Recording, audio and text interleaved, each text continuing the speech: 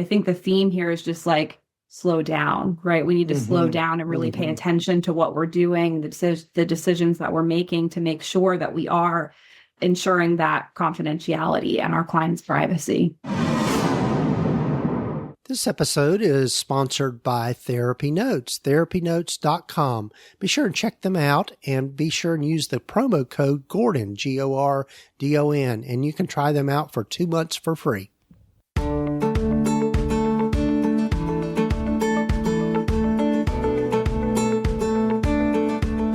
Over 15 years ago, when I started my private practice, I had to learn a lot, and most of it the hard way, and I don't think you need to do the same. Hi, I'm Gordon Brewer, a licensed psychotherapist, and welcome to the Practice of Therapy podcast, part of the PsychCraft network of podcasts. Join me in this journey of discovery as we have conversations with other leaders and professionals in both the mental and allied health fields. Join us as we explore both the business and clinical sides of running a private practice.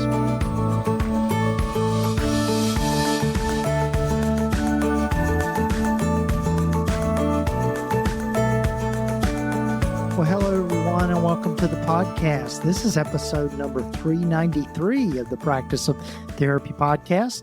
I'm your host, Gordon Brewer, and so glad you've joined me, and hope you'll take time to follow us or subscribe to the podcast wherever you might be listening to it.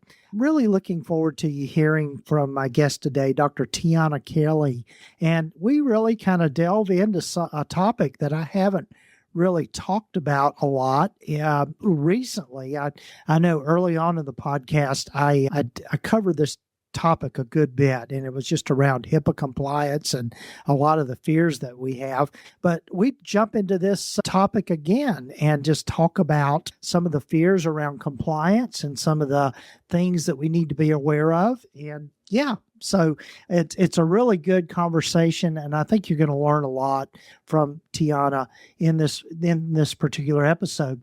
And before we get to my conversation with Tiana, one of the things that I do get asked a good bit is, do I do consulting or coaching? And absolutely I do. And so if you'll go over to practiceoftherapy.com and just click on the button there that talks about coaching and consulting, that'll get you to the landing page to tell you a little bit more about the services I offer around that. So be sure to check it out, practiceoftherapy.com, and also just all the other great resources that are collected over the years that are on the website. I invite you to poke around on there and see what you can find. And there's tons of previous episodes of the podcast. One thing I will say is that we are coming up not too far from now to our 400th episode. And so we're going to be doing some special things around that particular milestone of episode number 400. So that'll be coming up, I believe, in September. I'm not sure exactly when this episode is coming out, but it'll be coming out later this fall. So looking forward to that. And also, before we get to my conversation with Tiana, I'd love for you to hear from one of the members of the PsychCraft network, along with some words from our sponsor of the podcast, TherapyNotes. Hey there, Daniel Fava here, and if you don't know me, I'm the host of the Private Practice Elevation podcast, where I share online marketing strategies and interviews to help private practice owners attract more clients and scale their businesses. The Private Practice Elevation podcast is part of the PsychCraft network of podcasts. If you haven't discovered the Private Practice Elevation podcast, you can find it wherever you listen to your podcast. I'd love for you to join me as we explore topics like building an effective website for your private practice, search engine optimization, content marketing, and copywriting, as well as my conversations with experienced private practice owners about scaling a practice, outsourcing, team leadership, and all things that will help you elevate your business and create the life you love. Be sure to check us out at privatepracticeelevation.com for resources and content to help you in your online marketing journey. Rachel here with a quick shout out to TherapyNotes, the EHR that Gordon uses and loves for running his group practice. If you've ever been looking for a solid, all-in-one platform to manage your notes, scheduling, billing, and even secure client messaging, this is it. Gordon's been using TherapyNotes for years, and it's honestly made a huge difference in how smooth things run behind the scenes. He's always saying how it saves him time and keeps everything organized, and as a practice owner, that's huge. And get this, they've just rolled out Therapy Fuel, which is an amazing suite of AI tools that help write your notes faster. You can generate progress notes from session summaries or even from transcriptions. You can also create contact notes straight from secure messages and automatically summarize client history forms. Basically, it's like having a little documentation assistant built right in. Plus, TherapyNotes is always adding new features like automated payments, secondary insurance billing, and a growing library of outcome measures. And if you ever get stuck, their customer service is phenomenal. Seriously, you can call or email 24/7 and talk to someone who actually knows what they're doing. So, if you've ever been thinking about switching or just getting started, now's a great time. Head over to therapynotes.com, click Start My Free Trial, and use the promo code GORDON to get 2 months free. All right, back to the show.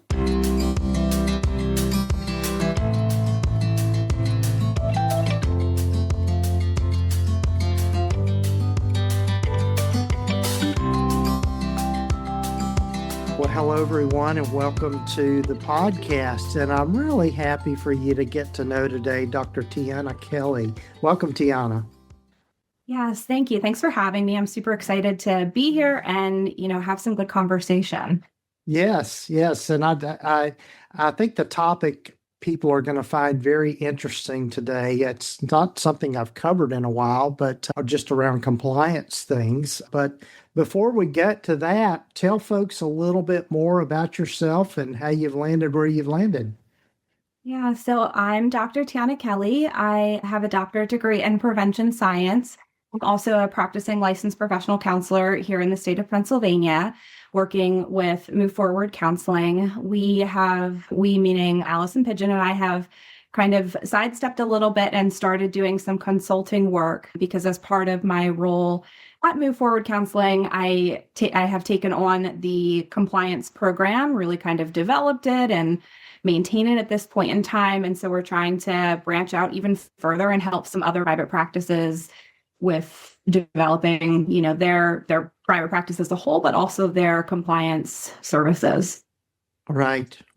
Well, I think as we were talking about, and that I'm so glad you're here, and because I think you're going to have a lot of knowledge to give us. But I think when I think of compliance, and probably most people think of compliance, is HIPAA, but also I'm sure there are other compliance issues. I'm thinking like employment issues, all of those kinds of things as well. But so tell us what do you feel like are important things for us to remember? Because I think when we think about compliance, people kind of get a little squirrely, as I like to say, oh no, I'm going to get in trouble with all this stuff if I don't comply. So, yeah. Yes. And you're so right. You hear that word compliance, or even, when I'm working with therapists at our practice, I can only imagine what it feels like to get an email from the compliance officer. I try to do a lot to offload the fear and just, for the most part, let everyone know, like, you're doing a good job. You've got this. But it's just that word, right? It's really fear loaded.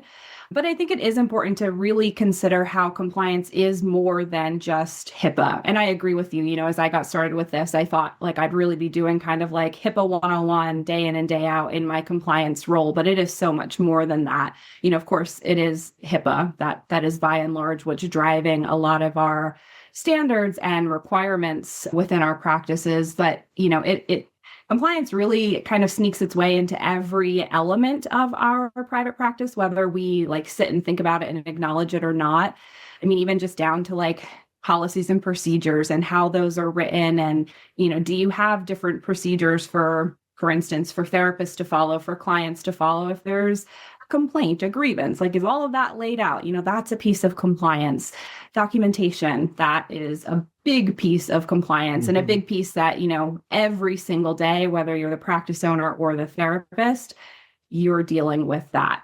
And then, to touch on like some of the HIPAA stuff, I would say, of course, like having an understanding of PHI and what we can do with it, what we can't do with it, what we need to do with it. For instance, if clients request access to their records, like it's the day in, day out operations. From admin is handling stuff with compliance, therapists, of course, are handling things with compliance, and then practice owners, for sure, are handling different areas of compliance.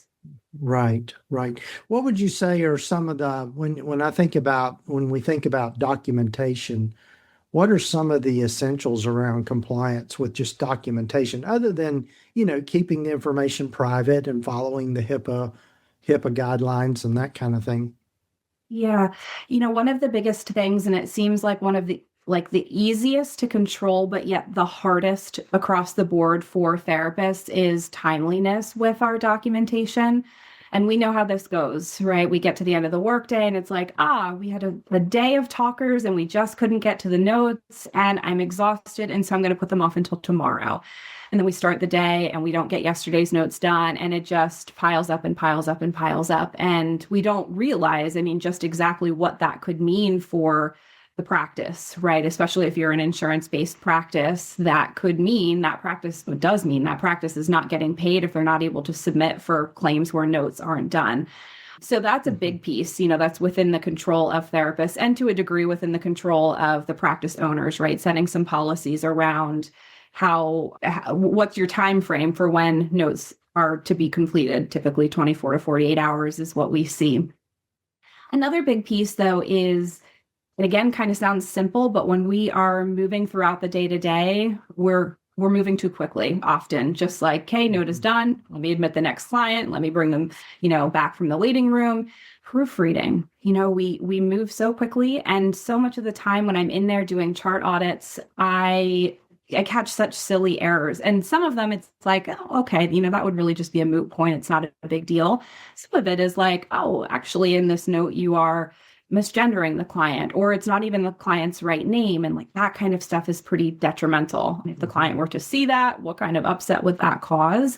So proofreading, again, I think is a big mistake that comes up. That is something simple, easy, within our control. Takes, a couple extra seconds after you're finished the note to just take a glance at it and make sure it is as accurate as it can possibly be. Mm-hmm.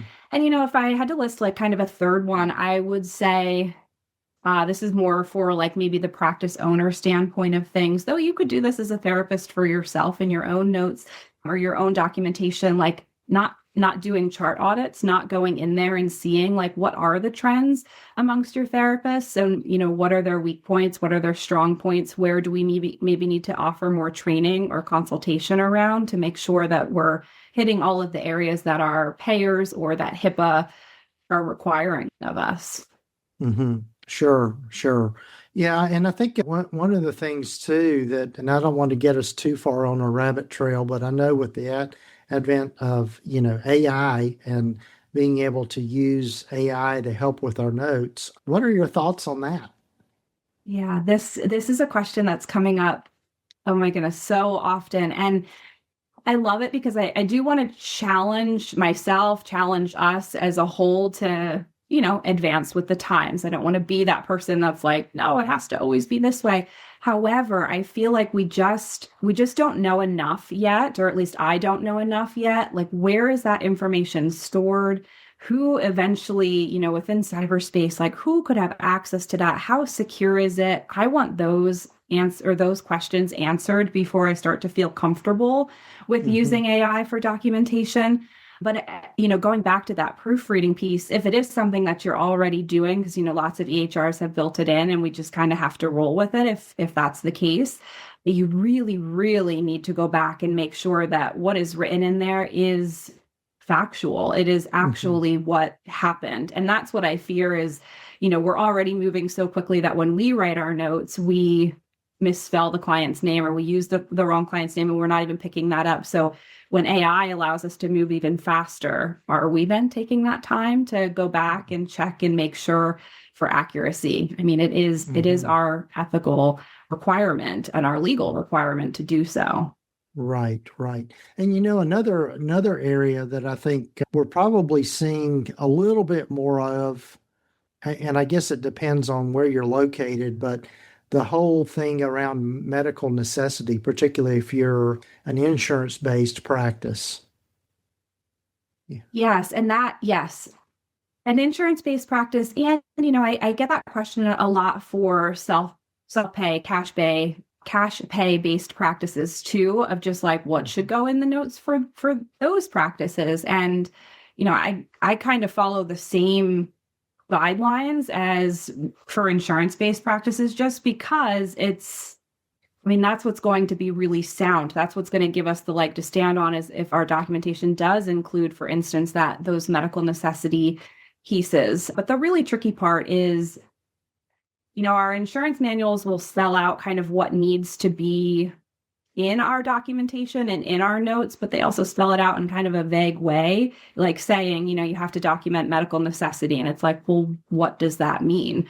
So I will often, kind of follow the guidebook or the standard of making sure that when you're assigning that diagnosis, you are documenting some symptoms to back that up. When I'm working with our therapists, I'll often say, like, if you're struggling with that, you're assigning a PTSD diagnosis, pull out the DSM, make sure that, hey, yeah, there are some criteria here that are being met, and document that, right? Just document the list of symptoms, and, kind of like going through all of our diagnostic criteria. How long have the symptoms been going on? Are they actually meeting, the 6-month time frame, the 3-month time frame, whatever it might be? And then how is this impairing the client? In what ways are they limited as a result of these symptoms? So I kind of look for those 3 big pieces. Of course, there's always ways to like add more information, but like bare bones, I think that's a great starting point to make sure that there's some medical necessity captured.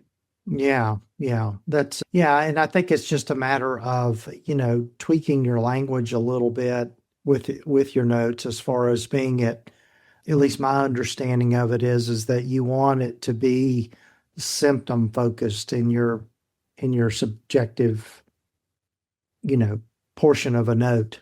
Yeah. Exactly. Yes, exactly. Yeah. And again, like, we have the DSM at our disposal. I know it's a big, hefty book, or if it's, you have a digital copy, you're scrolling and things like that, but it's there, right? We don't have to play a guessing game. We don't have to, figure out, oh, what would this diagnosis be? We have a general idea. We can go right to that reference material and see and make sure and double check. And I think that, not only helps our documentation, but also obviously helps like our care of the client. If we aren't giving them an accurate diagnosis, we might be treating them completely inaccurately. Yeah. This episode is brought to you by Progressive Insurance. Do you ever think about switching insurance companies to see if you could save some cash? Progressive makes it easy to see if you could save when you bundle your home and auto policies.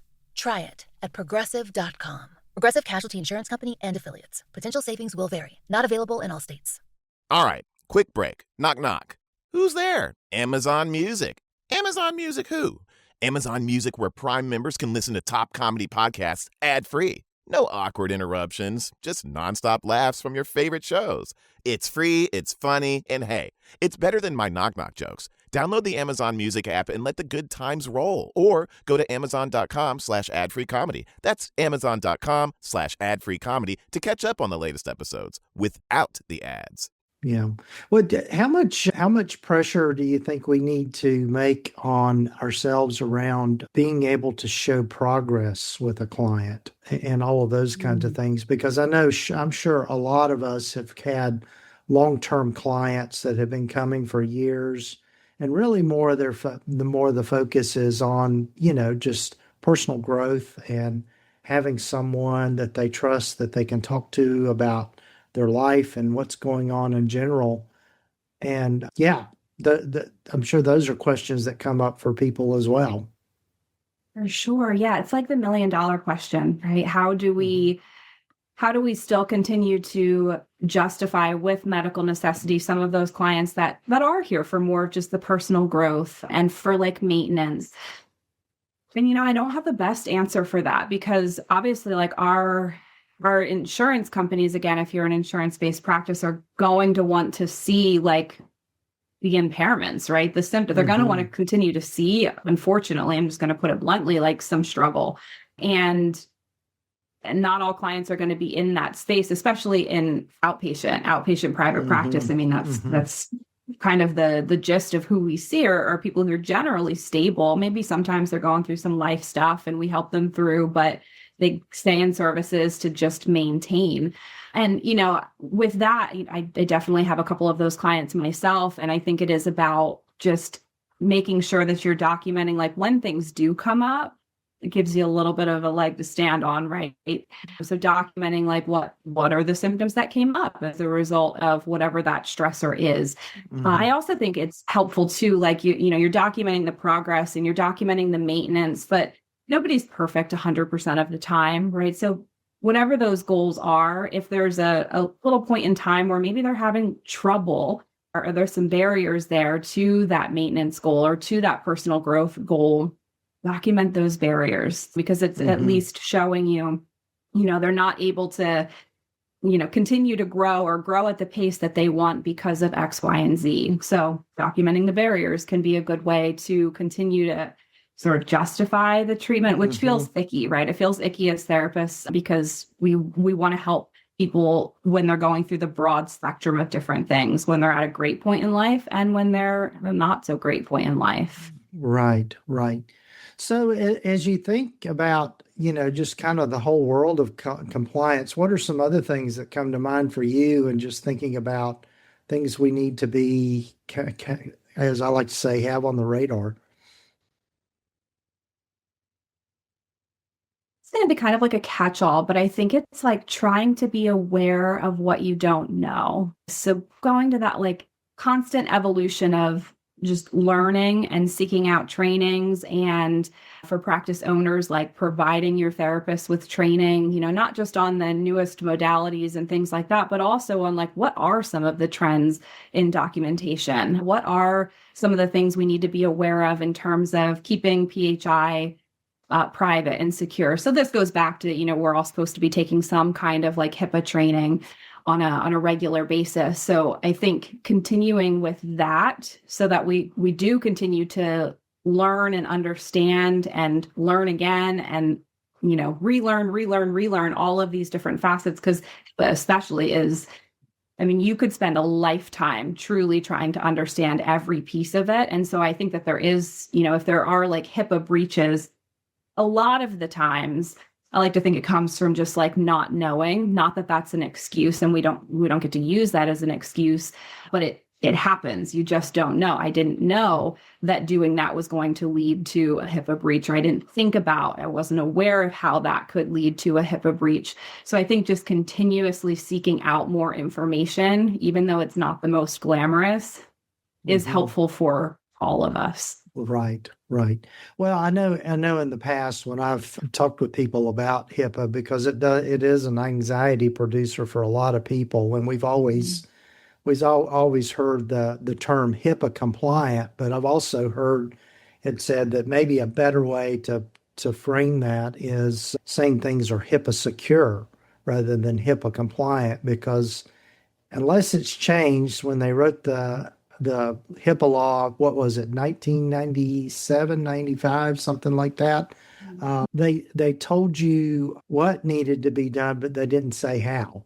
And so, we're kind of less, there's a lot of room for interpretation with that. And I think probably the biggest thing is just for a lot of people to just use your common sense in thinking about, okay, how do I keep things private? Because, confidentiality is the cornerstone of our profession as mental health providers. And so just thinking about it in that way, I think is really important. Yeah. Yeah, I wholeheartedly agree. And I like that switch from HIPAA compliant to HIPAA-secure. I was once in a training that talked about how there's truly nothing that is HIPAA compliant, like, quote unquote HIPAA compliant.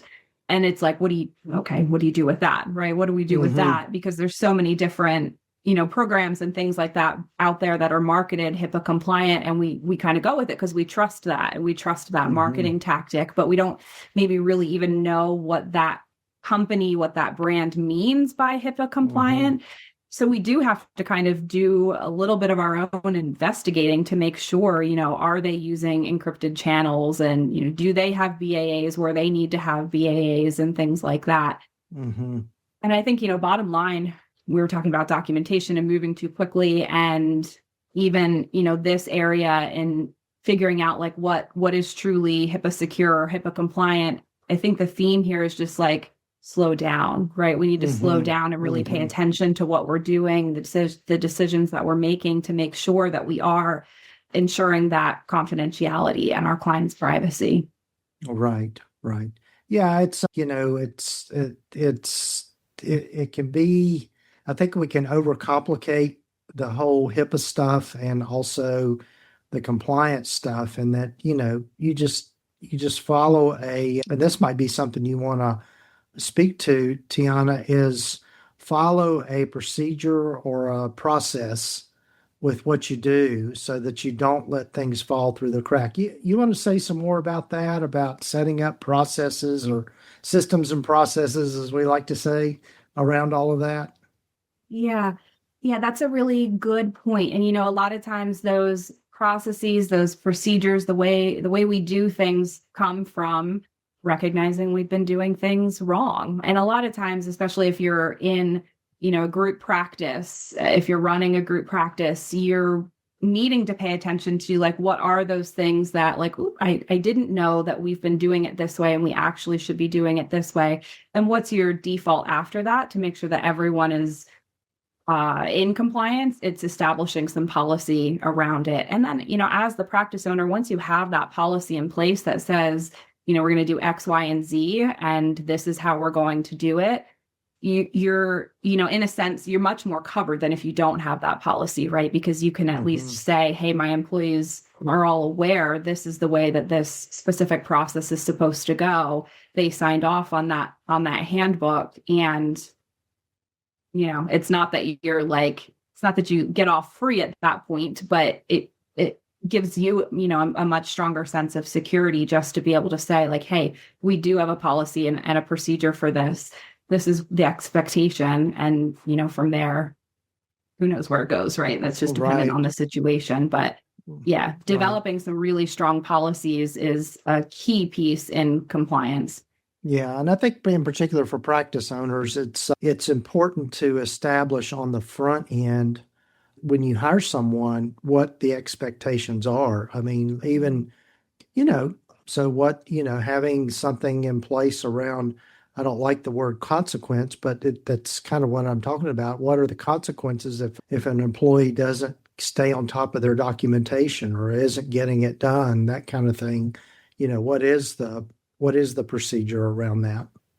Yes. Yeah. When we do definitely need some form of consequence, right? Something that says like, hey, we're holding you to this expectation, to this standard. And if you don't, this could be the repercussion of that. And I think, within that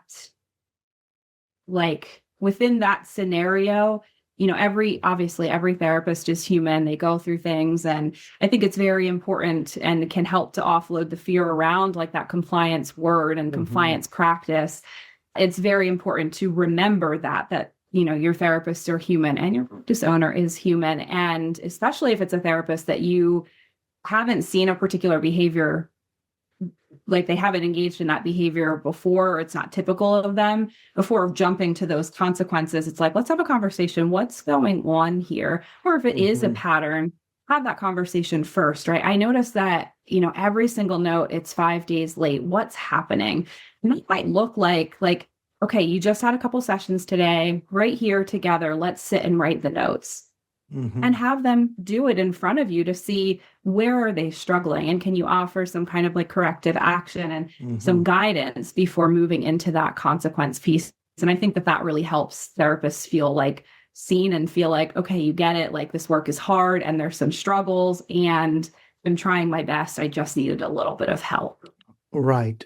Yeah. And I think one of the biggest struggles I see, particularly with newer folks, people that are just coming in, maybe pre-licensed or newly licensed people in our professions, is they want to overdo their session notes. In other words, they're putting a blow-by-blow detail of everything that happened in the session, and that's not, that's not necessary. And I tell my folks, writing a progress note really shouldn't take you any more than 5 or 10 minutes. And just being able to complete that note, particularly if you're using an EHR, and I've put in a biased plug here for TherapyNotes, who's a sponsor of this podcast, but using an EHR like TherapyNotes, and there are others out there too that do similar kinds of things. They've got the templates that you can use, and it's really designed to keep you from having to do too much work in completing a progress note. Lots of check boxes and around interventions and all that kind of thing.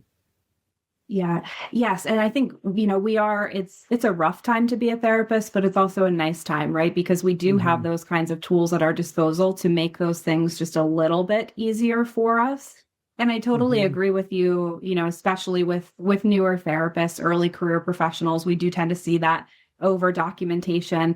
We also tend to see it just depending on where they've worked. And whenever I'm consulting with like our therapists that we're onboarding, that's my first question to them, because it helps me to get an understanding of like, okay, this is your style and where is it coming from, right? If your notes are 3 paragraphs long, I want to work with you to trim that down, because you're working too hard at that point, unless it's like a crisis session, of course. But if I know that they've come from, for instance, community mental health, where, in a PHP, for instance, where you do have to document like every single thing that happened throughout the day, then I know where it's coming from. I know, if they continue to struggle with the tips that I'm giving them, that this is going to be a process, because they've just worked maybe the last 2 years documenting every single thing. And again, I think that's really seeing them for like their humanness, that this isn't going to just be something they can implement, 2 or 3 tricks for, and they're going to get it right. Right. Yeah. And I think it's important, I guess, as practice owners and all to have, give some guidance on that, and really, and I think particularly, like you said, asking questions about what is their previous experience, whether that's none or lots of experience working in community mental health, which is a whole different ballgame. I remember when I was working in that realm, it was just, we got obsessed with documentation because of the utilization reviews and contracts and all that kind of stuff. Yes, it really is. It's challenging to go from, a more intense acute setting, PHP, IOP, community mental health, to like an outpatient private practice. And I remember my own experiences. I started off in PHP, and it was that, like, document every single thing that happened throughout the entire, 6-hour day, and then getting into outpatient private practice and just being like, okay, now what do I write? And it was a little bit of a training period for me. My notes, probably if I went back in the beginning, were much longer than they are at this point. So, from the therapist perspective, like, have some patience with yourself. You were just trained for, a certain amount of time to write them one way. And now you're adjusting and adapting to what the new setting you're in might require. Right. Yeah, that's great. Well, Tiana, I've got to be respectful of your time, and I'm sure we could spend all day talking on this topic for sure, but tell folks how they can get in touch with you and find out more about the work you're doing with Allison and the consulting and stuff. So if you would like to get in touch, check out our services. We are in the process of launching our website. It is www.privatepracticebydesign.com. And on there, you'll find some information about us, our services, and ways to get in touch with us. Awesome. And we'll have links here in the show notes and the show summary for people to get to that easily. So, well, Tiana, thanks for being on the episode, this podcast, and hope we get to have another conversation again here soon.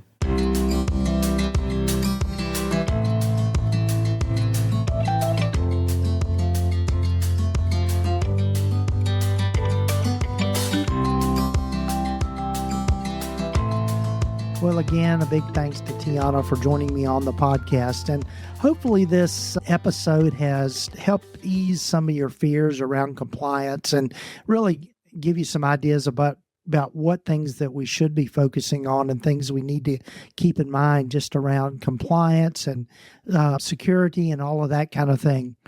But be sure and check out Tara's things by going to the show notes and the show summary, and you'll find links there to get you to the right places. And also a big thanks to TherapyNotes for being a sponsor of this podcast. As you've heard from me before, they are one of the leading electronic health record systems for mental health providers. They're who I use in my practice, and I really can't say anything bad about them at this point. But anyway, they are constantly improving their platform. And the big one right now is that they've added a lot of AI features to note-taking and being able to streamline that whole process for yourself. So really creating a progress note literally just takes minutes to be able to create those with their AI technology. And I know my staff here at my practice is absolutely loving it and makes use of it every single day.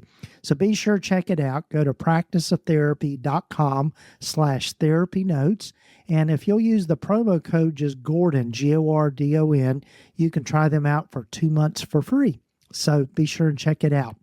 And again, thanks for following us and subscribing to the podcast, and looking forward to being with you again next week for another episode of the Practice of Therapy podcast, and also the upcoming 400th episode, which is a huge milestone for me, at least in the length of time that I've had this podcast. It's hard to believe it's been as long as it has been. Started this podcast in 2017, back when podcasts were not really as big of a thing, but now they are. So here we are. I'm so glad to be part of this space. So anyway, take care, folks, and we'll be back with you again next week for another episode of the Practice of Therapy podcast.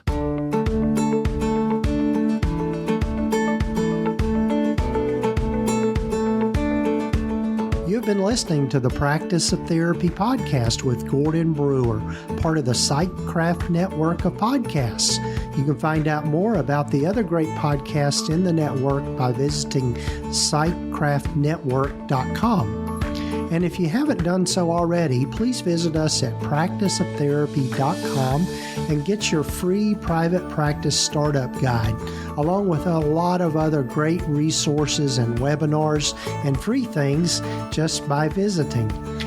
Also, be sure to follow us wherever you might be listening to your podcasts. This podcast is intended to be educational in purpose and is not intended to give legal, accounting, or counseling advice. If you need a professional, find the right person for that.